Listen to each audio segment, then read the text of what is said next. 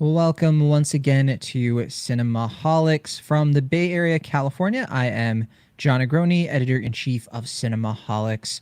From Pittsburgh, Pennsylvania, he is a pop culture writer for Cinema Blend, and he also reviews films for Cinemaholics, and he's just getting off that Sundance bender. It is Will Ashton.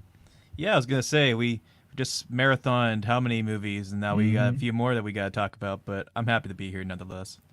It never ends. It never ends. But that's why we do this every week, because we just appreciate the business, and Yeah, the we are covering a craft. lot of films this week Yeah, between the two of us. I was almost said three of us. I miss Abiel Chessie so me much she too. couldn't make it this week, hmm so it's just the boys. The boys are back in town. Yeah, just the boys. Oh well, but Yeah, hopefully next week it's a reunion. It's been too long, but unfortunately that's not to be this week. But yeah, we'll make do. yeah. We've been ping ponging, but no, we have a lot to talk about. We already did a Sundance show that already happened. We talked about Sundance 2021 with, of course, Corey Woodruff, and that episode's already on the feed, so you can check it out, and it's on our YouTube channel, which we go live every week, so you can check that out, of course. But oh, and I forgot to mention, because you're probably wondering, but wait, John, where can I find full episodes of Cinemaholics? Well, I'll tell you. You can find our full archive on cinemaholics.com. And you can also find bonus content in there, like written reviews and all the extra things you have grown to love, we hope, on Cinemaholics. If this is your first time checking us out, thank you so much for being here. And of course, we have a Patreon. What internet show doesn't? Patreon.com/cinemaholics is where you can check out if you are interested in supporting us. You can also find our merch page. We just support, we appreciate any support you all can throw our way. We, of course, love our patrons and our merch getters. But like I mentioned before, lots of movies to get to. We're going to be doing a full review of Malcolm and Marie, the new film on Netflix, later in the show. We'll also be talking about A Glitch in the Matrix and Little Fish. We're going to start with some off topics, of course, and then some mini reviews, like little things we're not going to spend a ton of time on. First, though, we have a listener question. So we use the Swell app to do our voicemails, and we put this question out there on Swell. Do you still watch movie trailers? Will, while I bring this up, I've got the voicemail ready to go. But did you have any thoughts on this? Do you still watch these things? Yeah, I mean, traditionally, now that we're not in theaters as often, we mostly watch these movies from home. I tend to not watch trailers that often, just primarily because I don't know. I like trailers. I enjoy the experience of watching trailers before movies, but if I'm not in the theater, locked down, getting ready to watch something and having that building anticipation, I find that trailers tend to take away or rob a lot of the moments that I like while experiencing a film for the first time. And that's not to say that, some trailers are very good at being brief and to the point and getting you excited about what the film is going to do without giving away too much. But more often than not nowadays, I feel like they're just kind of like little mini recaps that give you like pretty much all the main points just in a condensed 2 3 minute package. So I'll sometimes watch trailers more if I'm curious about what the film is or what it's going to look like. I'll watch like the teaser trailer or something like that. But like for instance, I watched the trailer for Coming to America because I was very curious. Like 30 years later, like what Yeah. is this going to look like? Like is it going to be as funny as the first one? Stuff like that. But these days, usually I don't watch trailers.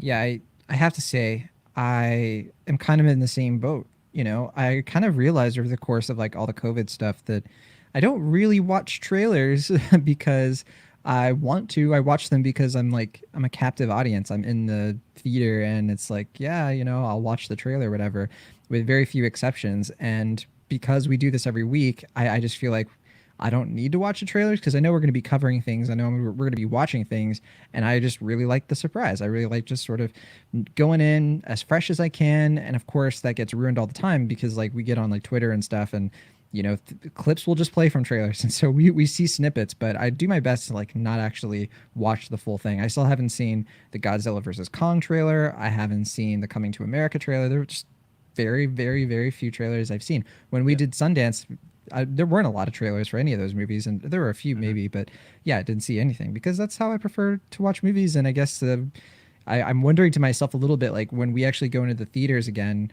if I'm going to like purposely tune out of the trailers a lot more than I used to. I don't know if you can because there usually like 20 or 30 minute blocks of trailers, Right. and Well, yeah, yeah, I with don't want everything to miss pushed the back, movie. yeah, That's gonna be weird. Like going back to movies and seeing the Hmm. trailers, like for A Quiet Place 2 and all these things that we saw Yeah, it's like at that we're point, like like we've two been years ago. blipped Yeah, yeah, for like in Avengers Endgame. It's like, pretty much. Yeah, wait a minute. yeah. Yeah, but So okay, we're weird. We're weirdos though, because like between Will and me, like we watch movies constantly. So like our opinion is kind of, it's outside the mainstream. It's outside of the norm, right? So we asked you listeners, and not that you listeners are in the mainstream, I wouldn't say, but we did ask some of you fellow cinemaholics what you think and see if there's some differing opinions. We got a lot of responses. We're just gonna play two here. Maybe we'll play more next week or something. I'm not sure, but we've been getting more and more voicemails, so we're kind of like picking and choosing a little bit more than we used to. But of course, please use the Swell app to send us your voicemail. We want to hear from everybody, right? So here is a voicemail from username Wonderful, and here's his take on movie trailers. Movie trailers. It's a good question. I used to watch movie trailers all the time. It was fun. Um, I don't go to the theaters as often. In fact, the last movie I went to see in the theaters was Split. Um, and that movie was good because I didn't see the trailers. I had no idea or concept of anything other than that M. Night Shyamalan was continuing his universe. That's all I had known. And I totally forgot about it till the end of the film.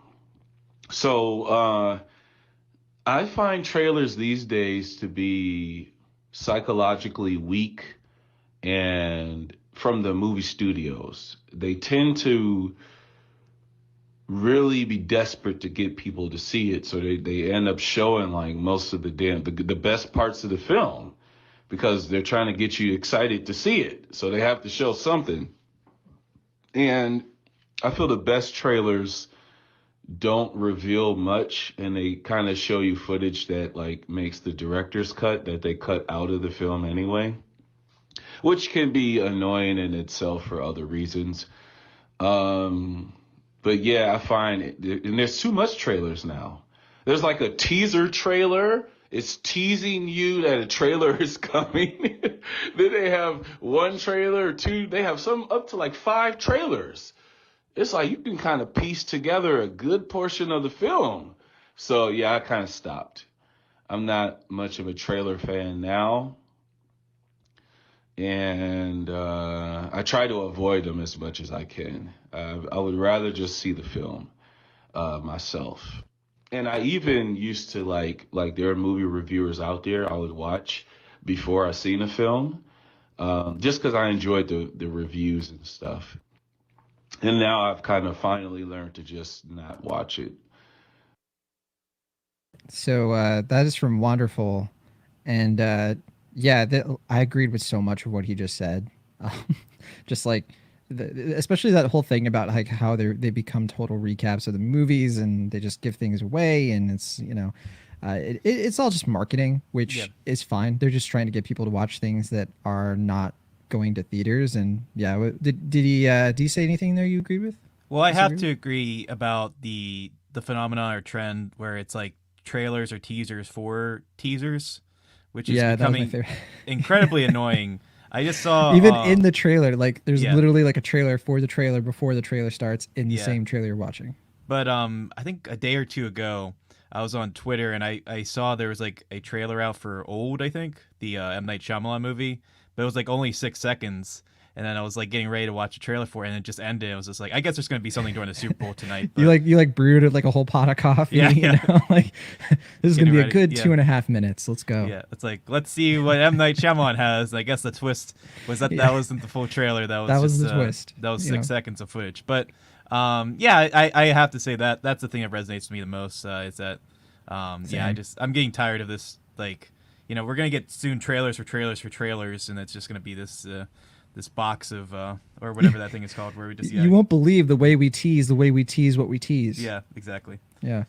I'm going to play one more voicemail here. This is from username Izzy, and here's her take on the question: do you still watch movie trailers? This is such an interesting question. Okay, so I actually have never enjoyed trailers. As someone who adamantly hates despises spoilers. I felt like trailers were like a little bit too much info for me. Um, there are a couple of exceptions to this, like Star Wars trailers. I had to watch those because I was just so excited I needed to watch them. But generally speaking, I have never enjoyed trailers. Even as a kid, going to movie theaters and stuff like that, like I didn't like watching trailers. I loved going into a movie blind, not knowing what exactly the movie was about and kind of going along for the ride. I found it much easier, and I continue to still be this way. I find it much easier to enjoy the movie and get something out of a movie when I don't have any expectations going into it. Because going in with very high expectations and watching a movie is kind of giving a lot of room for disappointment. And movies take up so much time that I really want to enjoy it as much as I can. And I find that that's true when I don't watch a trailer to a movie and I just go in blind. All right, that was from Izzy, and yeah, it's weird, Will, because when I first heard this voicemail, I was like, well, I enjoy trailers. Like I enjoy like the act of like sitting down and like it depends on the movie, but like getting hyped up. But I wonder if like with time, I was like, I turned 30 and I'm just like, man, do I have time for this? Like, do I really need to be watching this trailer? I'm just gonna watch the movie. Maybe I'm getting grumpy. Am I alone on that? Because you're a little bit younger than me. Maybe you're still faced, doe eyed. Yeah, no, I mean, like you're saying, it just depends on the trailer. Like, there's some trailers I'll rewatch just because I think they're really well done. I like the adrenaline that they give me, but a lot of times I have to agree that I'd rather just go into a movie cold and just experience it for what it is. And like you're saying, with a lot of films at Sundance, like I think it's interesting to watch so many movies and have little to no idea of what they are and just go in with a fresh perspective and just kind of see what they have in store from there. But yeah, I don't know. I mean, like we were saying, I think it just depends on the film itself, but more often than not, the way trailers are put together now, it just seems like they're trying to sell you by telling you all the like juicy tidbits that happen. But like I think with all the movies we are reviewing this week, I think the only one I actually saw a trailer for was Earwig and The Witch, which I mean I don't think it affected my opinion one way or the other. But I mean I think I was better off not knowing anything about the films we covered than if I had seen a trailer for them. But that's just me at Interesting. least. Yeah, yeah. I didn't see a trailer for anything we're talking about. So seriously, I'm not lying. I've not been on the trailer game. So I'm not. It's not in a judgy way. It's not in a nobody should watch trailers way. Like I think if you actually get a kick out of it, like there were a couple of voicemails. I should have played at least one. There were a couple of voicemails where people were like, yeah, I like watching trailers. And I mean, even that one guy was like, I used to watch trailers all the time. Like it is like an entertainment unto itself in some ways, but like, I don't know. I feel like eventually like you start to see the formula and the pattern once Yeah. you've seen enough of them, and then just becomes kind of pointless a little bit, or a little bit like, you just grow out of it or something. I don't know how to phrase it in Yeah. the best way. Well, I mean, I remember back when there was like that Mummy trailer that came out, Mummy, the like 2017 one that Tom Cruise did. I was gonna say it was like the Brendan Fraser Yeah. Tomb of the Dragon Emperor. Well, there was that one, and then I think there was a Men in Black trailer where like they forgot to add the soundtrack to it, and you could just hear Oh like yeah, that's right. just like the footage of it. And I remember Yeah. not only was that entertaining just for the absurdity of it, but it also gave you a pretty good understanding of like how these movies trailers are cut together and like how they use clips and stuff like that, and You mean how like much haphazardly at the last second? not only that, but just like how much music like impacts like the like adrenaline or like sense of momentum that they have. That like when you Yeah. watch them without the music, it's just very this odd kind of insular experience that just is a very odd way to experience or be sold on a film. So, I guess after that and a few other reasons, I've been less enchanted by trailers, but. I don't know. I enjoy them here and there. Just Yeah. I agree that like when you watch so many before a film, they kind of lose their luster, and I feel like some of the movies we experienced the past few years, I might have gotten more out of them if I hadn't been experienced the trailers like 7 or 8 times, having seen them over and over and over again at the AMC or something. But Like Star is Born and yeah, maybe. I don't know. Yeah. I was but- gonna say like my favorite example of this was or my favorite example of like when movie trailers started to lose me was when Suicide Squad had their trailer, right? And Yep. like it was so different from like what the movie was going to be that they ended up like hiring the trailer people to Right. make the movie. And I just feel like we hit like a nexus at that when that happened, Hmm. because it was like from that point on, I feel like everybody just started losing their minds when it comes to how like like trailer culture, I guess, and like how hype gets like people, so like there's just such a machine behind it. It's like you get your, especially with the Star Wars movies, like Izzy mentioned, it's like you get this like trailer out and it becomes an event. Everybody has to see it. There has to be like 300,000 videos about like dissecting every little thing about it. And I think I Reaction just, videos and stuff like yeah, that. reactions. Like I don't know. It's not as interesting to me. I know it's interesting to other people and it's totally valid. It's just like, I don't know. I just feel like I'm so sick of it at this point. I guess it's a personal thing. It's a commodity in and of itself, as I mentioned. Yeah, like the whole culture reacting to trailers. I don't get that at all. I mean, if that's your thing and people like that, or you make some income Yeah, from that, I mean, by God all bless. But means. I don't get that at all. And yeah, that's a part of the trailer culture I really don't understand. But the trailers themselves, like we said, I think it just depends on the film itself and what trailer they sell. But yeah, I think that's a pretty good way to wrap it up. Yeah, I think so. Yeah. Speaking of the culture and films that are impacting the culture, and just let's do a quick little mini review because you had time to check out Earwig and the Witch, did. which is my understanding it's on HBO Max, Mhm. and this is a kind of co-production, right? It's like Studio Ghibli, but also NHK, Yeah. which I don't know if people here are like super familiar with NHK. It's like a Japanese like broadcasting business. I think I don't want to reduce it down to saying it's like their PBS, but it's kind of essentially in that zone. So it's an interesting thing. It came out, I think, or premiered in December, and it's now available to see on HBO Max because HBO Max has all the Studio Ghibli stuff. And I'm interested in this one, Will, but you had time to squeeze this in. It's computer animated, by Yeah. the way. It's not hand drawn, and it's based on a novel. So that's about everything I know about it. But yeah, you saw it. What's the scoop on this one? Yeah, I mean, well, first I was going to ask you, are you a fan of Studio Ghibli? I have to assume so, but Oh, I don't think absolutely. I don't think we've talked about Studio Ghibli. I'm a fan, yeah.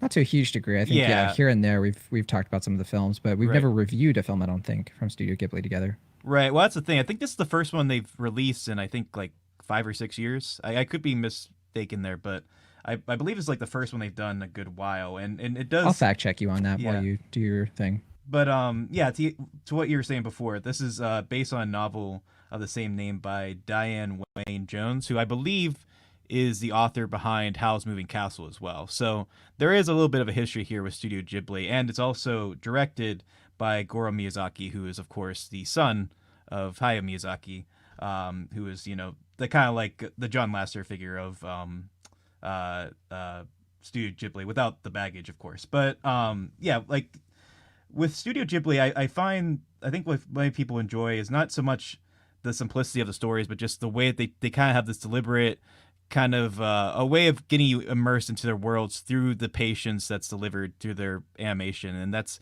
through the majesty of how they're made, and like just the patience that goes into crafting every single image to make something that's very immersive, and you can just see the work that goes into every single frame of those movies. And that's not to say that every single one is as good as the other, but I think more often than not, the work pays off, and you get a lot of really great films. For instance, My Neighbor Totoro, or Spirited Away, or Kiki's Delivery Service, or Princess Mononoke, especially in terms of animation. When I Marnie think was there is a personal favorite of mine. okay, yeah, I I, believe yeah. I was gonna say Red Turtle was there. I checked it out. Red Turtle is their most recent, and that Oh, was was that them? 2016. Okay. So yeah, you were about right there. Because yeah, it's not quite 5 years. It's like 4.5. But yeah, you were really Yeah. close.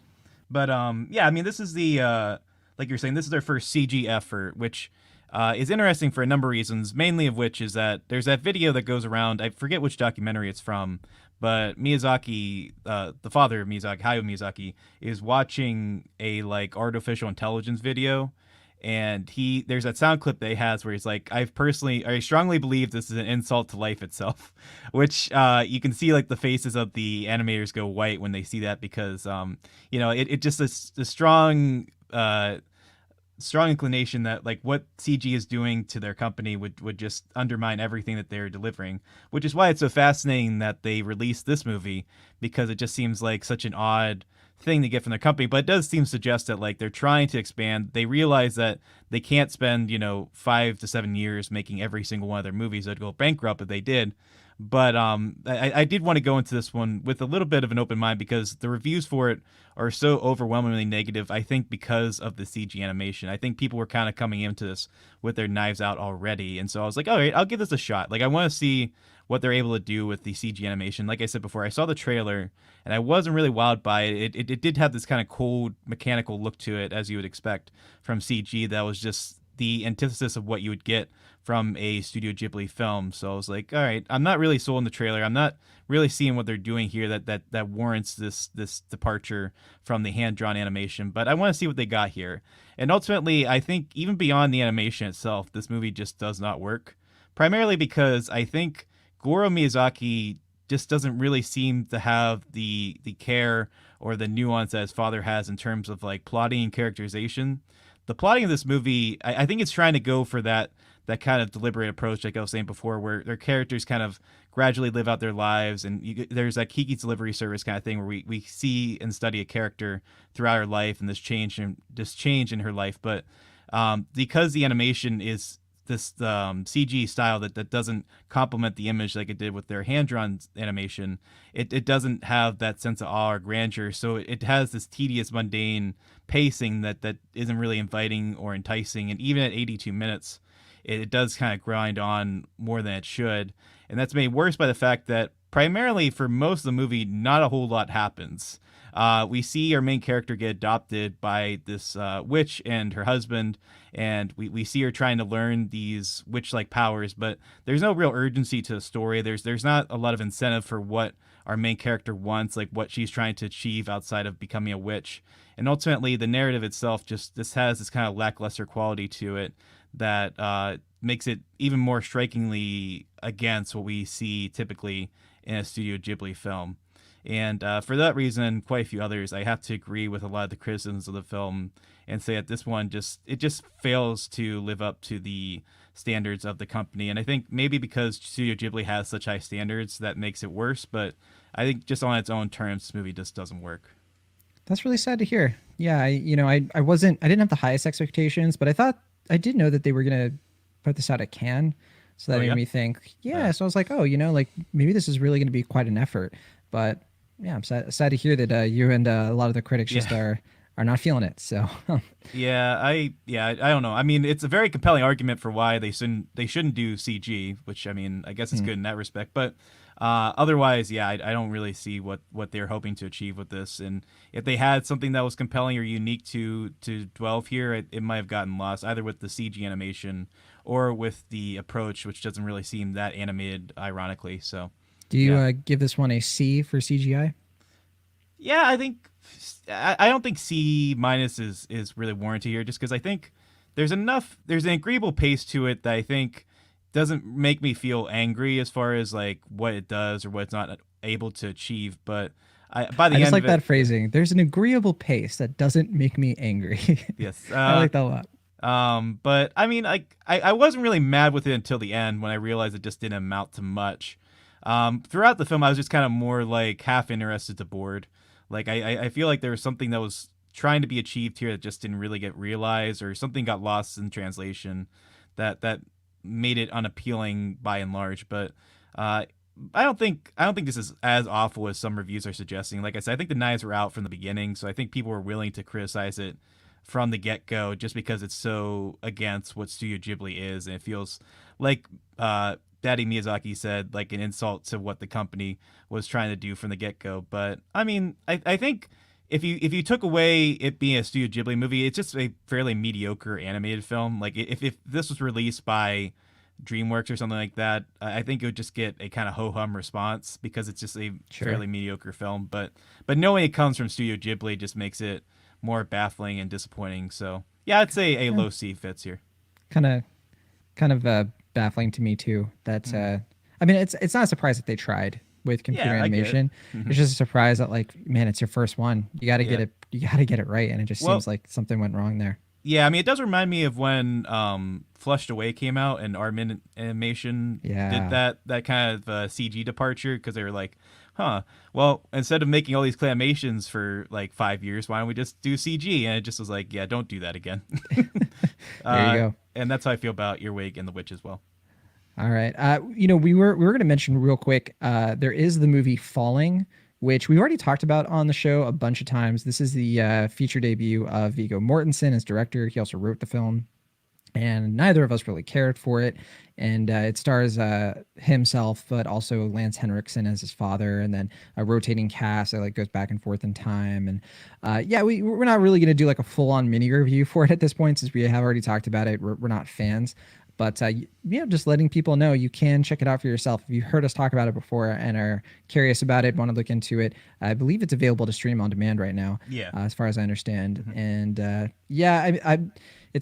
it's definitely not a huge surprise. The thing kind of came and went at Sundance last year, and I think it was also going to screen at Toronto, and then they really figured out the critics were not responding to it, and here we are. But at the same time, it actually has a decent Rotten Tomato score. It's not like super low, but I think that's mainly because they think people are praising the performances. The funny thing though about mentioning this film right now is the fact that its subject matter relates pretty directly with one of the films we're talking about today. Mm-hmm.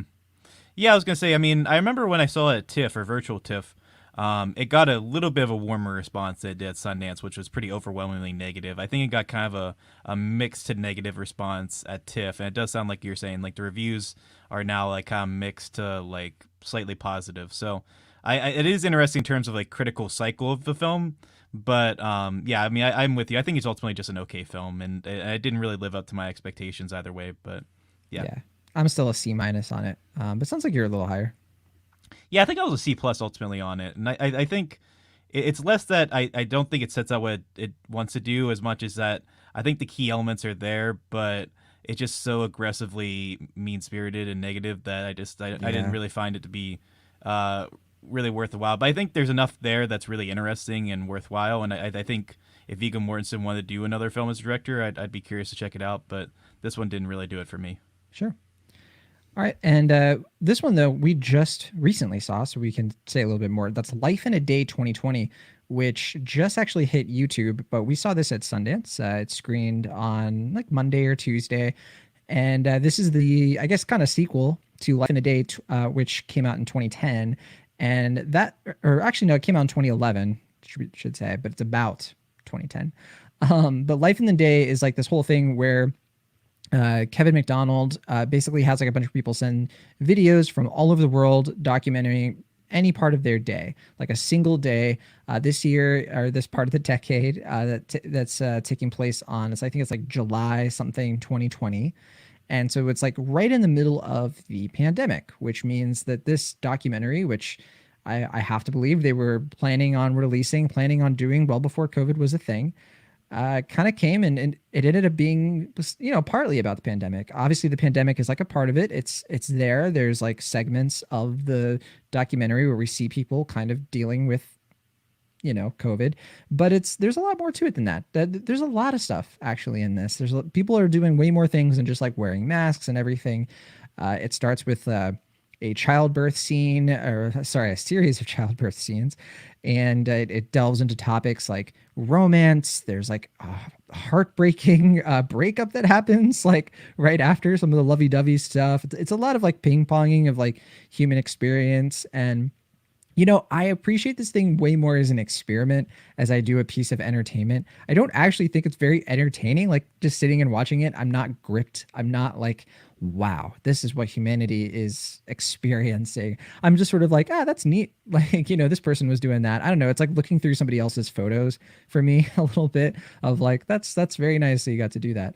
Although there were a few times where I was kind of like, whoa, the film does kind of shock you at certain points. There's a particular scene we won't give away that harkens directly back to the previous film and in a way that I wasn't expecting. But yeah, overall, I think this thing is like, again, it's a cute little, not cute, that's kind of mean, isn't it? I was gonna say like a cute little project. No, it's an interesting, it's intriguing, and it's sometimes insightful. I just don't think there's that much to it beyond a sort of like curious watch on YouTube, which actually I like the fact that it's on YouTube, because that means a lot of people, I feel like that's a good environment for it, considering the like crowd curation of the entire thing. I mean, it really is starring, and it's by the people. All Kevin McDonald's really doing here is stitching things together and sort of telling kind of a loose narrative. But yeah, well, what was your take on Life in a Day? Were you into it? Well, for one, the narrative is all over the place in this thing. There's so many divergent characters that there's no thorough line to. I'm just kidding. I thought it was all right. I think having seen the first Life in a Day in 2011, like you mentioned, I think the novelty wasn't there this time. I think I was a little bit more enchanted with the fact that they were able to pull it off the first time. And also I was younger, like I was, like just out of high school or something when I saw it.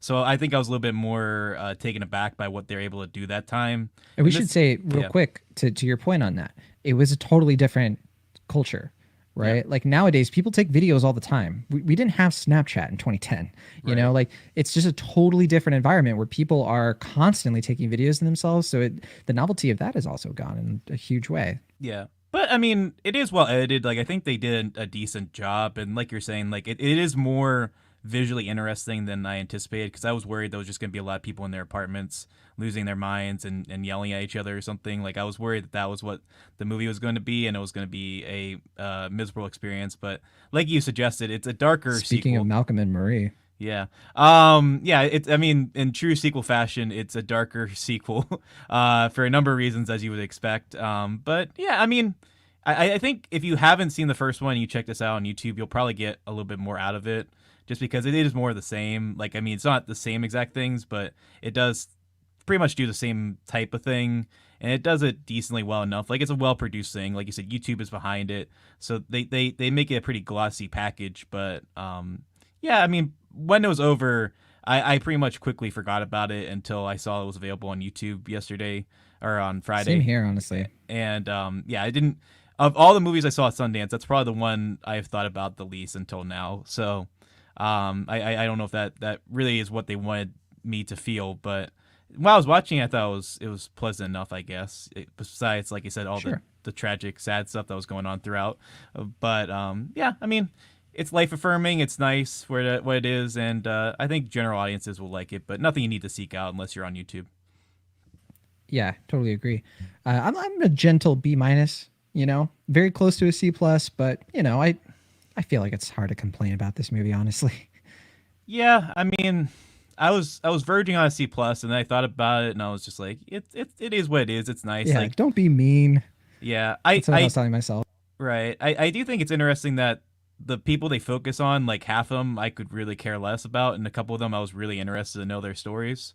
And I don't know if that's just more of a personal thing or if that's just what they wanted it to be. But I mean, it is fairly diverse in its perspective, and I do think you'll get to see enough of a different plate of people's lives that it does make it interesting. Like, it doesn't feel like it's insulated to the point where it's like I'm only seeing a handful of perspectives in this thing. They do a pretty good job of making it a worldwide experience and seeing all these different environments and stuff on this one day in 2020. So yeah, B minus, a very low B minus, I think is fitting for this. All right. That is Life in a Day 2020. It is available on YouTube. All right. That's it for mini reviews. Let's get into our big review of the week. We're going to talk about Malcolm and Marie. Malcolm and Marie is a new film. It's now on Netflix. I think it came on Netflix on Friday, and we're, of course, recording this on a Sunday. And this is a black and white romantic drama. It's kind of like a bottle episode movie. It's just two actors, two characters, in a single house that takes place in Malibu, although they filmed this in Carmel, actually. Carmel, which is closer to Northern California and one of my favorite places and destinations. Yeah. Just going to say that. I was going to say, I'm sure you're disappointed that your cameo got cut, as one of the neighbors concerned about what's going on in the house, but oh well. I do appreciate that bit. Yeah, and you know, Carmel's a decent drive from here, but it's a beautiful place, and you know, we're in I've been to Malibu, and my favorite line from this movie is F Malibu. Just gonna put that out there, no hate, but okay. So Malcolm and Marie stars John David Washington and Zendaya. And Zendaya and John David Washington, I believe they also produced this film, along with the director, Sam Levinson, who else? He wrote the film, of course. Yeah. And it's just a heated, one crazy night I don't know if one crazy night actually fits. It's like one night of these two people fighting. That's basically the premise. John David Washington plays a guy who is a film director who they're coming home from a big movie premiere, and he's getting all of these accolades. People are calling him like, they're comparing him to other black film directors like Barry Jenkins and John Singleton. And he's kind of like in a whiplash of emotions over it, where he's like, kind of, these people are praising me, but in like my previous movie, there is this woman from the LA Times who panned me. Now she wants to be all nice to me. And this film, weirdly enough, is it's a lot about relationships. It's a lot about like, how fights work, how like the woman in the fights, Marie, played by Zendaya, you can tell right away that she's upset, that she's angry, but he's completely oblivious to it. I'm sure a lot of people will be watching that and be like, yep, like well aware of that dynamic. And there is a lot of like contemplation in this film about film criticism. Weirdly enough, the film is about you and me, Will. We're the stars for once. Yeah. How do you feel about that? I don't know. I mean, it's only annoying in that like it's hard to criticize or praise something because you feel like you're playing into its hand either way. Right. So you have to be kind of you have to be deliberate in your choices and what you say about it, because it's like if you say one thing and it comes across wrong, it's like, well, that's what the movie was trying to say, and it's like, all right, fine. You're just you're the film critic he's complaining about. Yeah. There's a lot of gross stuff about that, actually. Like, so Sam Levinson, let's talk about him real quick. So Sam Levinson directed one of my favorite films of 2018, Assassination Nation. Yeah. Fantastic film. Absolutely like loved it. I haven't seen Euphoria, but he does that with Zendaya. So like they're clearly like creative partners here in the sense that they're putting out, pretty artistic stuff. I haven't seen Euphoria, but I've heard it's fantastic. Yeah, I mean, we should note that the reason this movie came to be is because they wanted to film season 2 of Euphoria, and the production got shut down because of COVID. So I guess Zendaya reached out to Sam Levinson and was like, hey, can we do something, just like a small little thing while we're waiting for COVID to pass? I think at the time they probably assumed that COVID was just going to be a small thing, but oh well. But yeah, in that time, I think he wrote the script in, I want to say, like a month or two, and you can kind of tell. Yeah, they filmed it over the summer of 2020. They didn't tell anybody about it until it was finished, and they're like, hey, who wants to buy it? And then Netflix got it, and here we are.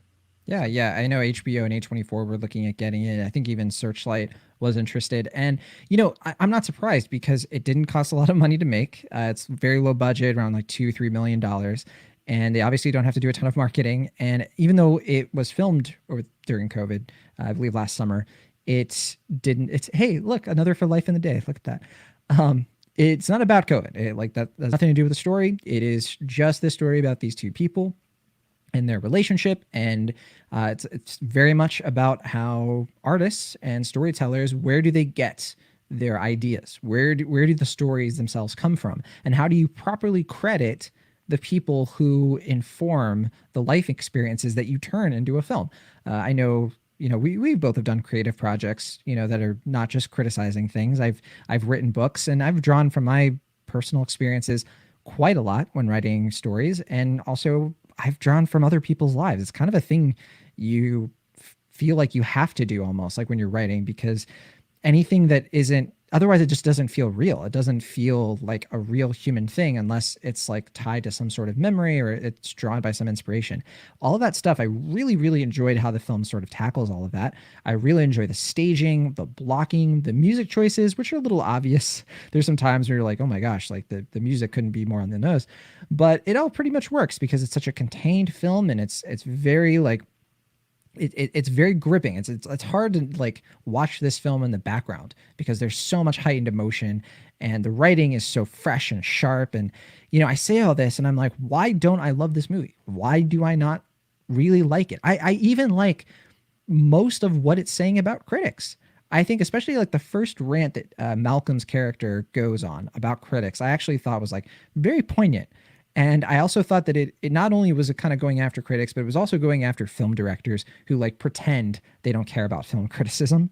And clearly we can see that's not the case. And the film actually had, I thought, some like subtle, nuanced things to say about both sides of that spectrum of like the people who make art, the people who criticize it. And I thought there was a lot of interesting play there. But then the film just like starts to really dive into some like strange tone deaf territory about identity and like actually like targeting a real film critic who, you know, I was looking this up after the film. Sam Levinson is clearly going after an LA Times critic who panned his movie Assassination Nation a few years ago. And it's just hard to separate that, you know? It's hard to separate that he's really just being petty and griping about a film critic who, you know, I'm a fan of. I think she does great work. Yeah, And I was going to it's just say, yeah. mean spirited to me. I mean, are we not allowed to say who it is, or do you just want to keep it vague? I think we can. I mean, she's been kind of outspoken about it. I just was gonna like leave it vague, but it is Katie Walsh, sure, who I believe was freelance writing for LA Times at the time of that review. Yeah, I was gonna say. I mean, just full disclosure. Like, I'm more of an acquaintance, if anything, to Katie Walsh, but we both have written at or around the same time for the playlists, and I think we follow each other on Twitter and stuff. So I am a very, very loose acquaintance to Katie Walsh, but I feel like I have to kind of come up with. I'm not. I've never talked to her or anything, so I don't have any. I've just followed her work. But yeah, I mean, yeah, just want to make that clear from the get go. But yeah, sorry, go ahead. Yeah, I mean that's basically it. I just think the whole thing is it just feels really gross. How he kind of goes after her for writing a review, and I think it kind of undermines what I think is working about the first part of the movie. And then also, I think that like cut this movie by 20-30 minutes and you really have something smooth. But I think by that last act, I was just like, I'm sick of this. And you can tell the characters are sick of it too. But I think that it's just exhausted of like all of its points it's trying to make. And I think it brings the entire movie down for me. So I just found myself really dissatisfied by the end of it. But what about you? I hope you liked it more than me, because I'm trying to like it more. I'm trying, because there's really good stuff here. And I feel like there's a lot of people who will watch this and really like it. So I don't want to make it sound like it's this terrible film. It's not really. It's just a film that really let me down. Yeah, I mean, I had decent expectations for this. It's a type of thing I really do like, which is, like you said, a kind of chamber film with just two characters talking about their lives and just hashing it out in the moment. Like, my favorite movie, or the movie I put in number 1 in 2019, is Marriage Story, which is probably a direct influence for this film in some fashion or another, because it has a similar idea of just, you know, two pristine actors often just yelling and being very brutal and honest with each other for extended periods of time. I think the difference between Marriage Story and something like this, or even a Cassavetes film, which is clearly what this movie is trying to evoke or trying to be hearkening back to in some fashion or another. Especially Who's Afraid of Virginia Woolf got the clear, you know. Yeah, which I don't think is Cassavetes, but no, just bringing that up as another. Sure. Yeah, there's a lot of influences here for sure. But yeah, I mean, I think the difference between those type of films or those pieces of work or those plays in this film is that I feel like, for the most part, those feel grounded in reality. They feel honest in some fashion or another. That feels tangible, and I can understand where the characters are coming from. And with this film, I didn't really get that for the most part. Like, I feel like they are primarily characters that the screenwriter made that are just basically two parts of himself, where he's just having an extended argument with himself, like you know, his kind of more egotistical, more brash side, you know, his narcissistic side is supposed to be Malcolm, and then the kind of more socially relevant, more down to earth personality of him is supposed to be Zendaya. And I think, you know, like I just don't see them as characters at that point. I just see them as an extension of the screenwriter kind of having an emboldened argument with himself, which it can be fine and entertaining, except that the movie so often goes out of its way to be, you know, unpleasant or, you know, mean-spirited or just disagreeable in so many fashions that it's just hard to really get invested or interested in the characters if they don't feel real, and I don't really like them for that reason. So for me, I just found it to be, like I said, like, I think it's aesthetically pleasing. It looks great. Like, it's shot on 35 millimeter black and white film. It does look very sharp in terms of its blocking. I do think Sam Levinson is proving himself to be a pretty talented and well-studied filmmaker.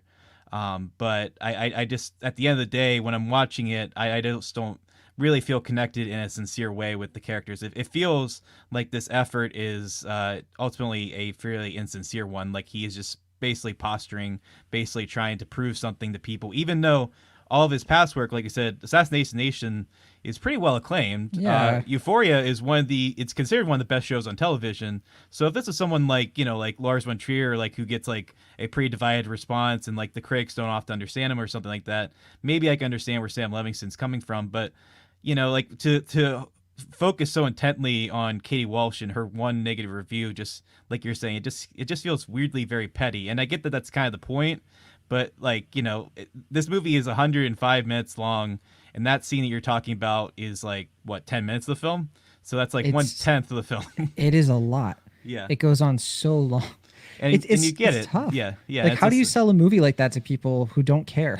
Right. Like, do a lot of people care about what an LA Times film critic has to say about a film director's artistic movie that like most people aren't going to see? Yeah, like, but it's so small.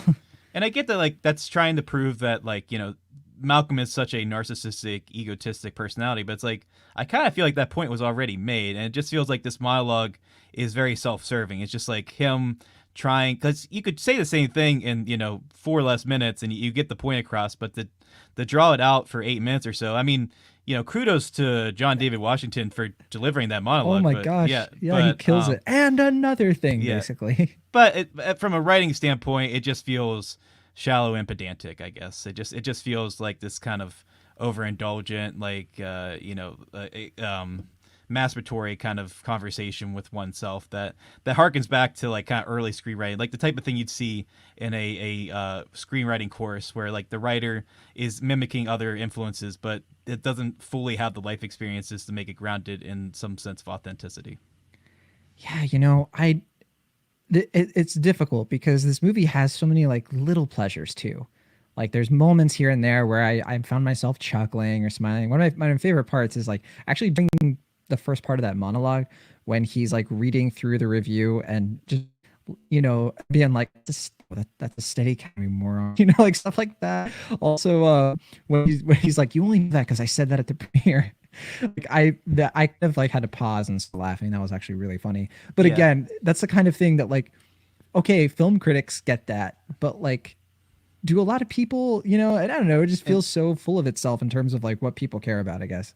And that's the thing for me is that as much as I want to complain about that, those are the more entertaining moments of the film because that's the point where Sam Levinson has something to say. Like everything else just feels like fairly shallow and just like I just don't feel like those other moments in between are even that honest. And then I think that's more annoying to me because it just feels like characters are just talking to talk. Like I don't really feel like what he's saying comes grounded in some sort of authenticity or something that he can really explain beyond the surface level. And to me, that's even more annoying than anything he might have to say about film critics. There's been a lot of conversation about how he's writing the story here and he's using black characters, mainly Malcolm, to complain about identity and like how you can't actually like talk about things unless you have like certain points. And I keep going back and forth on this. I think that like, okay, in any movie, it might be a little extreme to use the term of saying like you're using your actors as a ventriloquist when, actors are people. And a lot of the time they do have a lot of say in this thing. We don't know how much say Zendaya had as a producer in this movie and John David Washington. I mean, I'm pretty sure I heard that they both had a pretty heavily influence on the film, or that they gave some heavy notes and that they had a hand in forming the screenplay. So I do want to think give the they were benefit of involved. the doubt Yeah. to all three of them, and I think a lot of that weirdness, it just comes from the fact that you are talking about something that's really complicated and you have to do a really good job of explaining, you have to do a really good job of making your case. And like, there's some things about it that I'm like, yeah, that's a good point.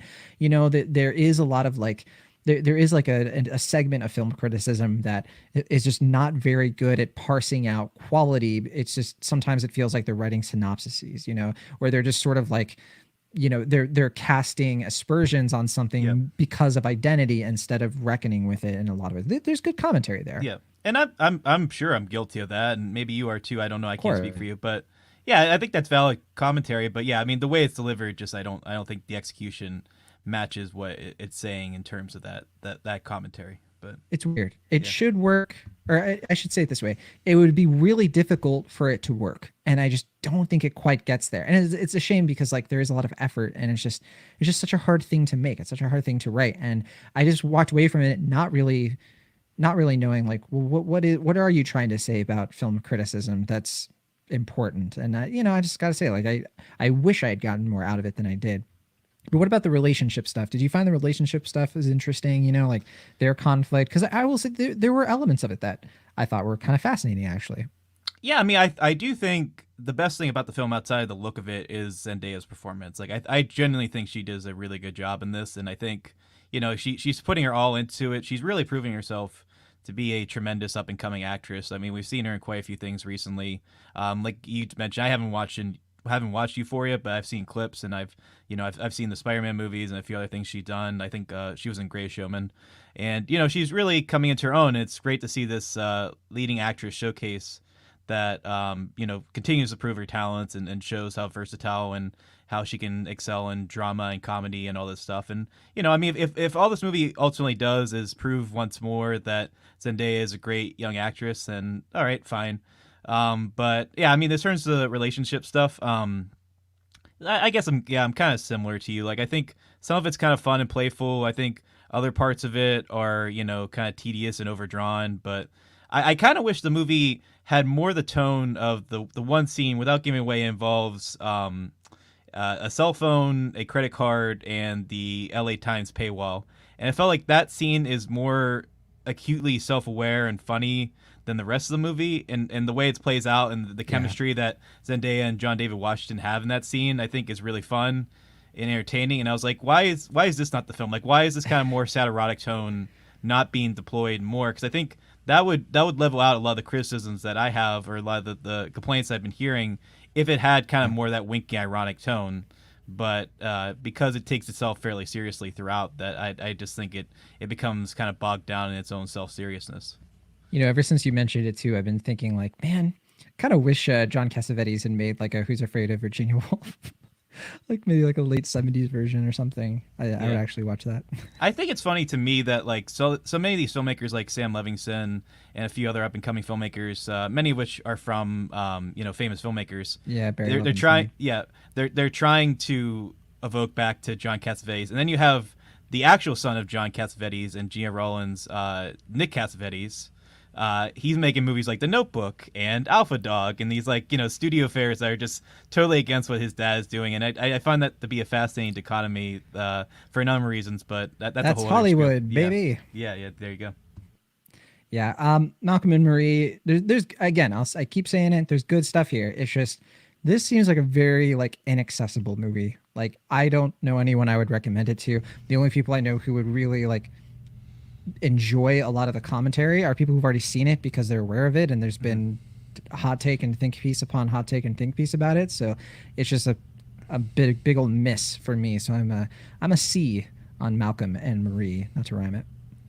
Yeah. C for Carmel. Sure. I think it's a movie that's made, written, and designed for Sam Levinson, and I hope whatever he got out of it, he got out of it. And I don't actually feel that negatively towards it. I think in the end, I think it's just an okay film. Like I think it's aesthetically pleasing. Like I said, I think the performances help to level out some of the clunkiness of the screenplay, and I do think Sam Levinson, as we mentioned, does display enough talent and versatility as a filmmaker to hopefully establish himself in ways that aren't quite this petty moving forward. But I think the movie itself I didn't really find it worth the while. Like I didn't really find myself too invested in it, and I find the characters too inaccessible to really feel like they have some sense of authenticity or sense of believability to make it an gripping experience beyond just the kind of flashy dialogue and the snappy cinematography. But I mean, I'm a C plus on it. I don't think it's awful. I don't think it's quite as bad as people are making it out to be. But at the same time, I didn't really enjoy the experience of watching this film. I don't, like you said, I don't really know who I'd recommend it to. And I think outside the award circuits, it's not really going to make much of a splash. I think people are going to kind of be put off by it for the first half and then just shut it off on Netflix and go on with their lives. And I don't blame them. And, that is what it is. And that's that. All right. Well, Malcolm and Marie is available to watch right now on Netflix. It is 106 minutes long. A bit too long for my taste, but it if you're curious about it after hearing us talk about it, then by all means, check it out and let us know what you think. Let's move on to our next film. This is actually a very recent film that we saw, A Glitch in the Matrix, which actually premiered at Sundance, and it's kind of having like an Insta, availability kind of thing. But yeah, Glitch in the Matrix is a documentary that explores simulation theory, and you're able to rent or buy it on demand right now. Will and myself managed to check it out kind of at the last minute because neither of us saw it at Sundance. We kind of prioritized other things, and I think we kind of agreed. It's like, this is about to come out, so like, let's watch other stuff. You know what I mean? Yeah. Yeah. I mean, I would have done the same thing for Life in a Day too if I had realized how quickly it was going to come out. But yeah, I think we made the right call just waiting because there are so many things at Sundance we wanted to check out. But yeah, we've seen it anyway, so here we are. Yeah. So this is from Rodney Asher, who's made a bunch of documentaries. Gosh, I'm blanking on. I know Room 237 is like the one kind of more similar to this. Yeah, the one that's about The Shining. Yeah, and then there's also The Nightmare, which is about sleep paralysis. That's the other out, one. Yes, I believe in 2016, if I'm recalling correctly. Oh man, was it that long ago? It might have been 2015, 2016. There you go. I think yeah. So yeah, this new film, Glitch in the Matrix, it's not exactly like Room 237. It's not really about the Matrix. It's actually just more exploring the philosophy behind the Matrix, simulation theory, which is just this simple question of, are we in fact living in a simulation? And the documentary actually like covers a lot of Philip K. Dick's commentary, especially like in the latter half of the 20th century, when his novels were really taking off, as you might know from things like Blade Runner and Total Recall, Man in the High Castle. Philip K. Dick, as a science fiction author, was really interested in like the whole idea of like, is this our reality? Think of like the end of Inception. Is he still in a dream? The Matrix, of course, which is like Neo finding out that, he's been living in the Matrix and he's never really used his eyes for, the first time, all of that stuff. And simulation theory is a thing that goes way, way back to like Descartes. It's a very tricky thing because as this documentary dives into, it can create almost like an existential crisis for people, because then you start to wonder, if this isn't reality, then does that mean there are any consequences for what I do? So the documentary starts to get into that territory. And that all sounds really interesting, right? That's my bag. That's the kind of thing I'm totally, yes, let's do it. Let's talk about simulation theory, because I think it's a fascinating topic. Sure. But I gotta say, Will, my college course my sophomore college course in philosophy was more insightful than this documentary. I don't know how this happened. Like, I just found this completely like the most surface level, like Reddit thread, the movie. That's mean to Reddit. I've found Reddit threads more like detailed and substantive than what this documentary does with simulation theory. It's such a boring intro to this subject, and I'm really kind of annoyed with it. Like, I hope people see it and are like, wow, this is a kind of interesting, and then find other things that are going to like really dive into it, because I was super disappointed in how this turned out. But I don't know. What about you? Am I being grumpy? For me, I'm a really big fan of Rodney Asher's filmography. I do think that his past two films, like you said, Room 237 and The Nightmare, I think what makes those two films so compelling to me is that with Room 237, it's about The Shining, like loosely, obviously. I mean, it's about how people perceive The Shining, but beyond that, it's about like how we perceive reality, or how we take in the things that we consume as pop culture, and like how our individual perspectives allow us to see one single piece of art in a variety of different ways. And I think that's a really fascinating conversation, that because the filmmaker allows all these different subjects to divulge into their fan theories, becomes a very interesting piece of art in terms of exploring what art means to us and how it emboldens us, or kind of justifies a lot of things we perceive about society. And I want to be clear. I'm a huge fan of Room 237. Yeah. As you probably are aware, considering my relationship to fan theories, and I 100% echo everything you just said. It's such a great like covering of how fan theories work, and like headcanon, stuff like that. All that stuff is really good. And with The Nightmare, I similarly agree. Like, I think that film is really diving into like what scares us, and like if we are trapped within our own selves, like what would terrify us the most, and like what really gets under our skins when we have to confront our fears in such a direct way. And I think that's also a really fascinating film. I might even like that film a little bit more than Room 237 because I think it comes together a little bit more cohesively. But with the glitch in the Matrix, like I think he's trying to go back to this Room 237 approach where he's just letting the subjects talk about how they feel about simulation theory. But the problem with that is that he's primarily allowing subjects that are not really like studied in it or well versed in it. It's a type of subjects where it's like Rodney found like that weird dude in his basement who's like middle aged, he's 45, Yes, exactly. and he's smoking a bong and he's eating Cheetos. Like, oh, okay, like I was listening to Elon Musk and he was talking about, and it's like that type of intellectual theory. And I think those subjects are fun because he seems to have kind of a playfulness in terms of like not fully taking them seriously at times, or like kind of like acknowledging that they're kind of full of it. One key example is they're talking about Minecraft, and one of the subjects is just like the higher intellectual being or something. Like he used some phrase like that, and the camera zooms in on like a kid with a headset playing Minecraft, and it's such like I kind of wish the movie had more of that, because it's like if it's willing to acknowledge that some of these people are just kind of like in their own heads and like not really connected to reality, that would have been a little bit more interesting if it had been with some more of the like kind of theological or philosophical subjects that are kind of briefly talked to throughout, but not really given a lot of time to share their thoughts comparatively.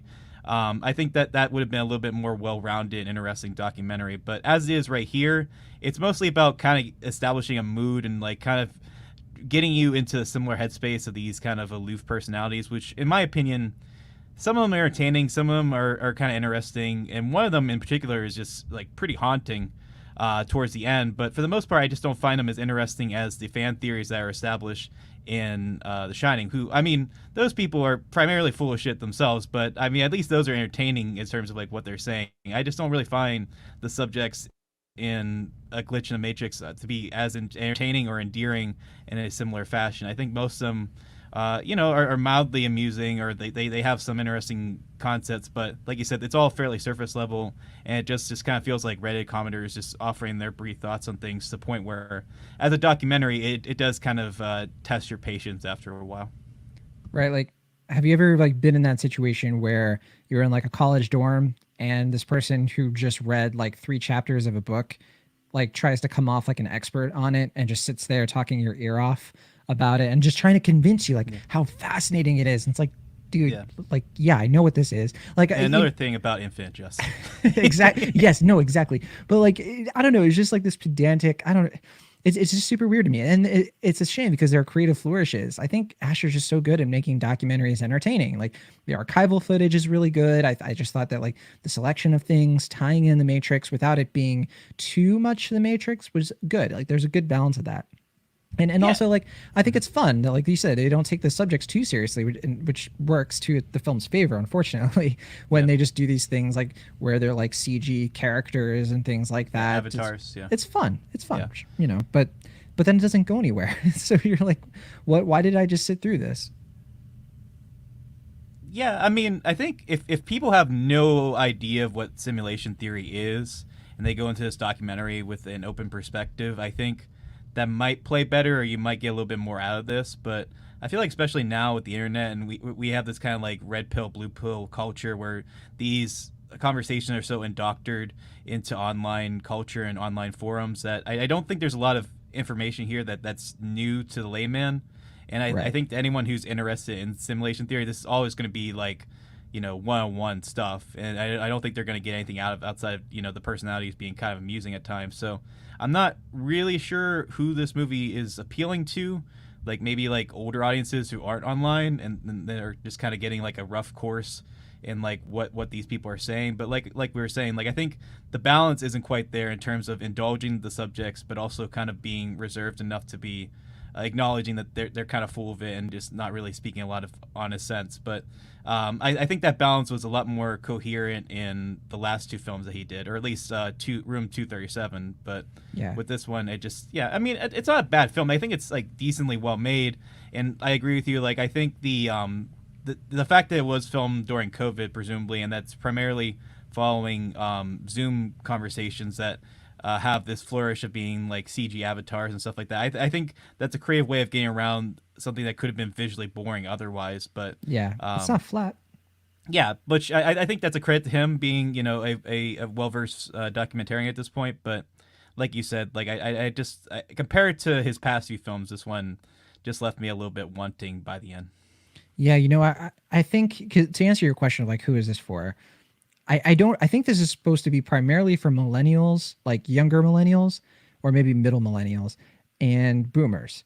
And so like for millennials, it's like for those of us who maybe like we were aware of the Matrix, like we probably like snuck into it, because Gen X, I think this is not for Gen X, like because they lived through, like they watched the Matrix like fully formed, and like I feel like that part of like the subculture in the early 2000s is like well aware of all this material, and a lot of them are like the Redditors you're talking about, the people who've like gone on, like I think even Gen Z, like it's not for them, like you said, it's like I feel like we could invite a Gen Z person on and they'd be like, all right, I'm gonna bread pill both of you, like they know this stuff. It's not, I think it's like millennials maybe are a little less savvy, and boomers who kind of just like this stuff kind of maybe went over their head and they never really considered it before.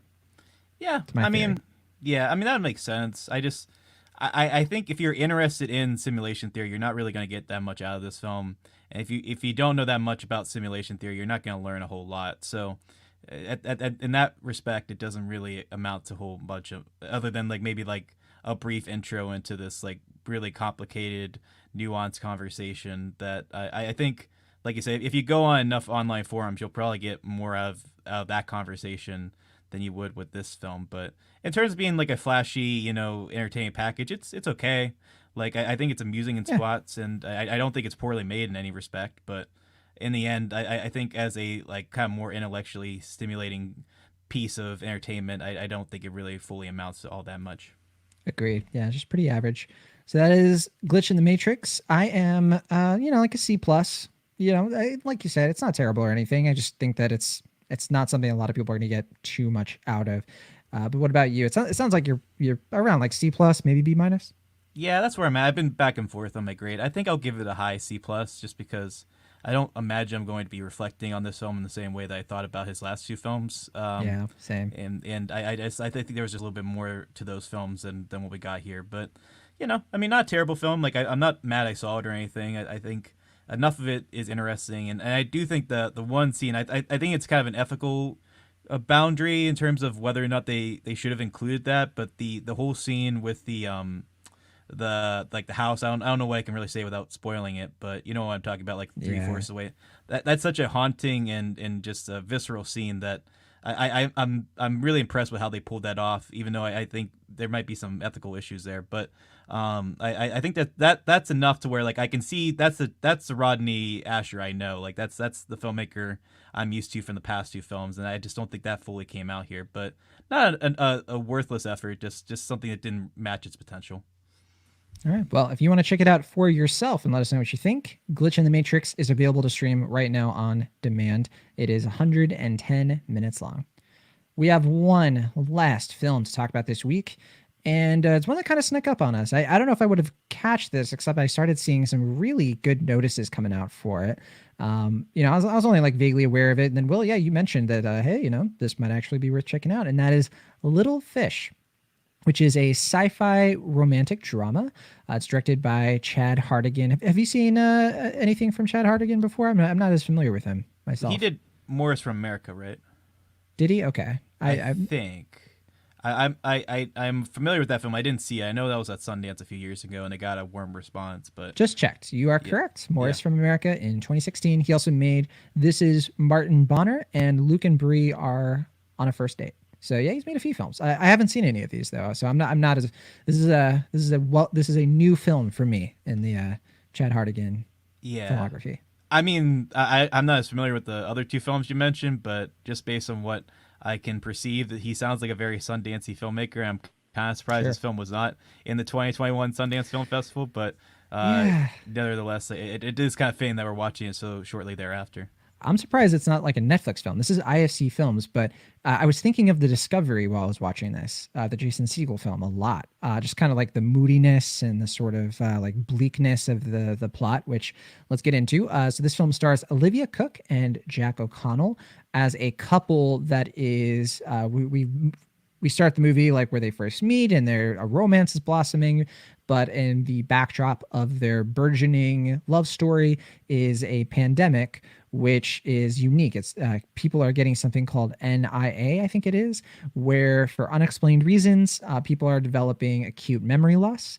And it's essentially a form of dementia that people are sort of getting seemingly at random. And there's no discernible cure. It can come in any time. And the film is kind of haunting. It's a very disturbing thought experiment. Just this idea that like people are like in this movie going around, and then someone will be like, wait, I honestly don't know who you are. And it's pretty freaky. They really like set the stage with that whole aspect of the premise. And along the way, these two people are trying to hold on to each other. Jack O'Connell's character is named Jude, and he is slowly losing his memory. Some people lose it all at once. Other people like him, it just sort of fades away slowly over time. The film kind of interestingly tackles the different ways people respond to dementia. Some people get violent when they can't remember things. Other people are just a little bit more of like, oh yeah, I don't know who you are. So, and then just kind of like move along. And so kind of a sad film in a lot of ways. It's definitely one that I found myself, yeah, it's pretty depressing. Yeah. And obviously like very, interestingly timed. The filmmakers made this right before the pandemic, so it was not, this was not filmed. I think this was filmed like a year before COVID was even a thing. So it's kind of incidental timing there. But yeah, that's kind of the setup. What do you think of this one, Ashton? Yeah, I mean, like you said, like I'd heard all this high praise before. I think it has like a 96% on Rotten Tomatoes right now. So I came in with some expectations of this, and when it started out, I wasn't digging it. Like the opening 10 or so minutes, I was like, this just seems like your average indie dramedy kind of thing. Like it just, like the performers are nice. It's a little weird to see, like you're mentioning off the air, Jack O'Connell doing an American accent and Olivia Cooke doing a British accent. But is it even British too? Because it's like it kind of is like British Irish a little bit. Yeah, and I was very confused. It fluctuated a lot. Neither of their accents are particularly strong. Jack O'Connell keeps going into like his real accent here and there, and then Olivia Cooke is having a little bit of trouble as well. But neither are like completely distracting. Like I thought it was. I'm fine with it with O'Connell because it just gives me Skins flashbacks, which I want. That's fair. But yeah, I mean, I think when it started out, I was like, there's like they're trying to do like the evocative like Terrence Malick type, like like montage type stuff, and I was just like, I don't know, this just seems like your kind of traditional romantic dramedy indie type thing, and Will's heart was stone, and it hardened even further as the film progressed. But as the premise went along, I was kind of surprised like how much I was getting endeared to. I think its pacing is a little slack. Like I don't think. Like it gets kind of so wrapped up in the concept that I think there are moments where I think it almost feels maybe a little like too bleak because it's so caught up in the sadness of the premise that the story doesn't really progress much. But I do have to commend the film for having the patience that it does and allowing itself to have kind of complicated and contemplative conversations about like something like this that it is very serious, and it does like fit to what we're dealing with right now in some respect. And I do think the two main performers are doing a nice job of keeping it grounded and finding the authenticity here. And by and large, I liked it. I didn't love it the way some people are, but I was more endeared to this than I anticipated by the end. Yeah, I didn't love it either. I think we're kind of on the same wavelength this episode, which it's a welcome departure from the knives that were out during our Sundance conversation. So I'm good with that.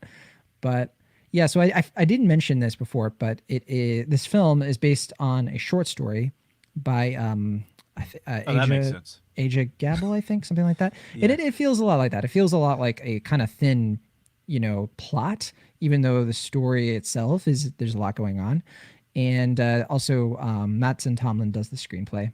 And from what I can tell, it seems like a pretty good adapted screenplay. I think they were able to take a short story and kind of stretch it in a way that's not like noticeably stretched, like, I mean, maybe you might notice it, but it definitely didn't bother me.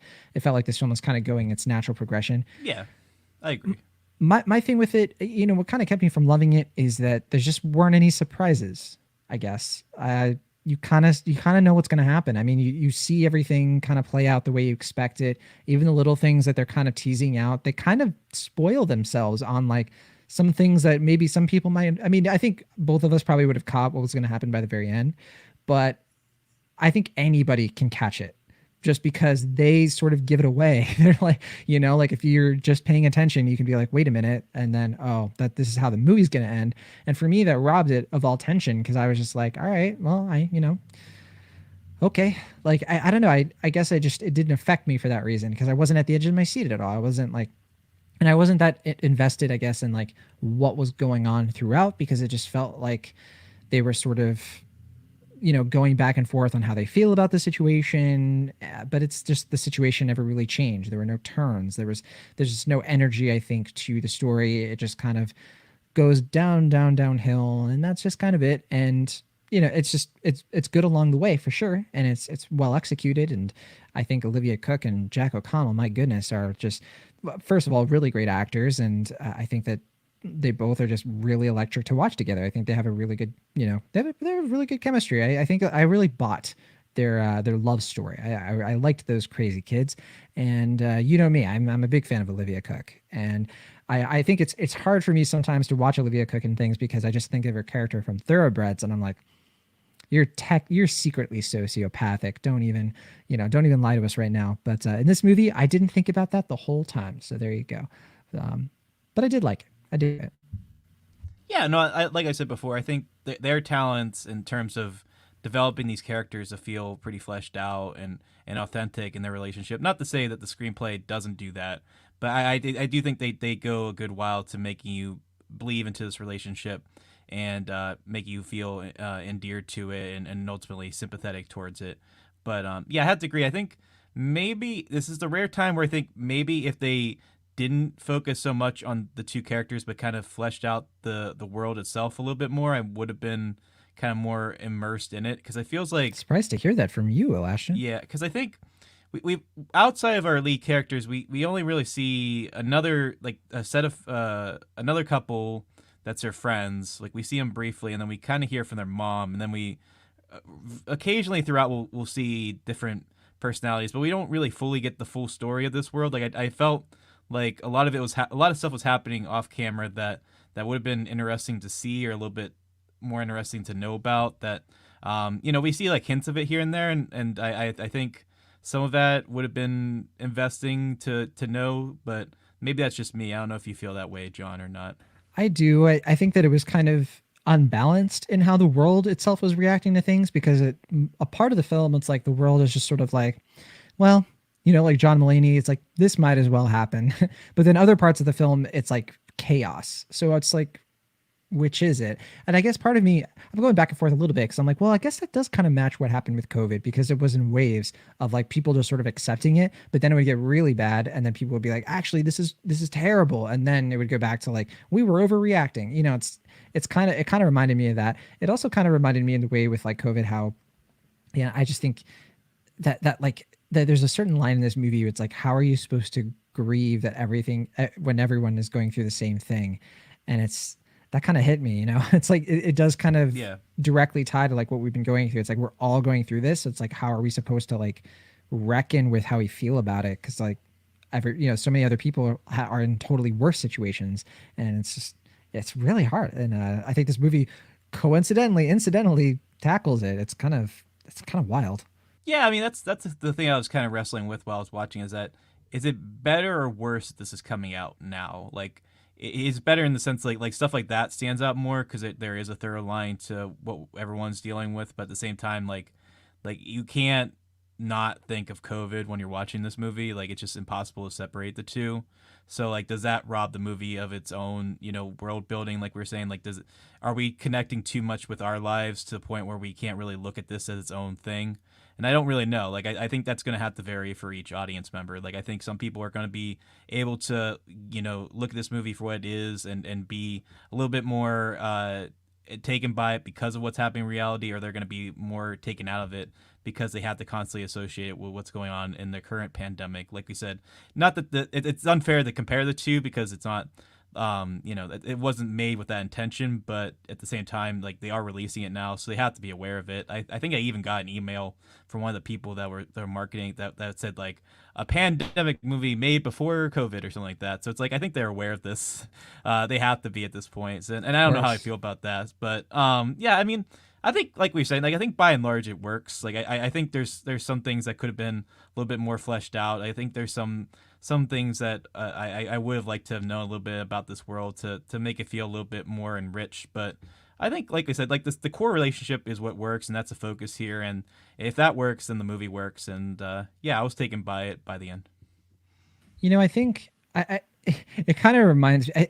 It makes me think about how many films we're gonna get like this year, because it was like this at Sundance. There were so many like films that were incidentally about COVID and purposely about COVID, and like I'm sure our listeners are so sick of it. They're just like why does like I watch movies to get away from this subject, and like even in this episode, it's like we can't escape it. Between like Life in a Day we were talking about, and then we were talking about Malcolm and Marie, and it's like it's just so intertwined in our lives. Even Glitch in the Matrix. Is it? Yeah, because it was filmed during COVID. Oh, that's right. Yeah, but we didn't have to dwell too much on that. We just kind of mentioned it, but like, I don't know. I feel like it informed so much of our conversations in those other films. Sure. You know what I mean? No, I agree.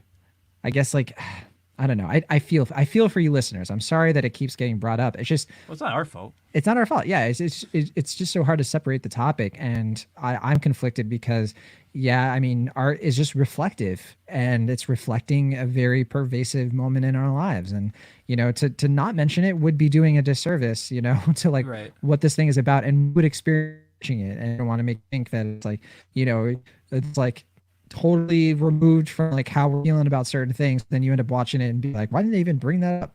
They're terrible at their jobs. Well, I mean, art is reflective of the times, and like I said, I mean, the fact they're releasing it now, they have to know that this is going to be directly referencing COVID. So it's like I don't feel guilty for referencing it or calling back to it, but in terms of me being a film critic, like I wonder if it's doing a disservice to looking the film objectively by bringing so much of COVID baggage into it. But I don't know. I can only look at the film the way I look at it now, so I maybe later on I'll have a different opinion, but that's the way it is. Yeah. I mean, that speaks exactly, I think, to what you're saying before of like, well, would we be reacting to this differently? Would we be looking at more disliking it if if this had come out in 2019? And I'm conflicted on that because on one hand, I want to believe that I would actually like it a lot more because I would be able to just sort of appreciate it without thinking about, these like depressing life events. Instead, that's kind of like intertwined with this, and you can't really just sit with the film and reckon with it. We have to keep comparing it to other things, which I think can be just a little reductive sometimes to like what the author was intending. I wonder what it was like reading that short story, all those years ago when it came out or whenever. So all that said, definitely a good watch. I think people will get a lot out of this. I'm kind of sad that it's not on a streaming service, so it'd be kind of tough for people to see it, but I liked it a good bit. I'm a solid B on Little Fish. Low B, actually, it was kind of close to B minus, and I'm still kind of reconciling some things with it that kind of let me down. But it's the kind of movie where I think it could have been fantastic. I really, part of this movie, not in the first bit, but like maybe like around like the beginning of the second act, I was like, man, this is really good. This could be like B plus, A minus, and then.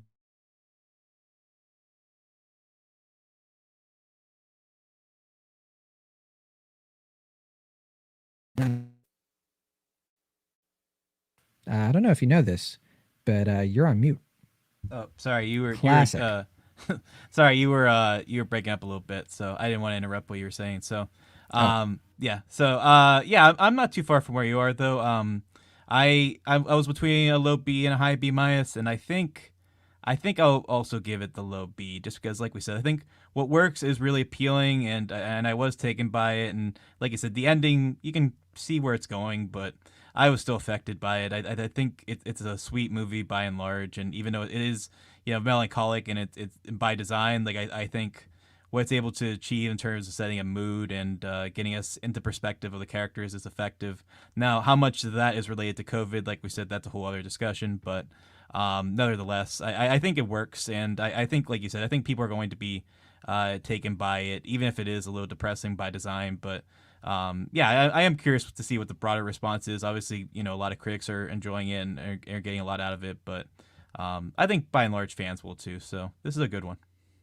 All right. Well, you can stream or not stream. Sorry, you can rent or buy Little Fish on demand right now on all the normal video on demand services. It's only 100 minutes. One of the shortest films we've talked about this week.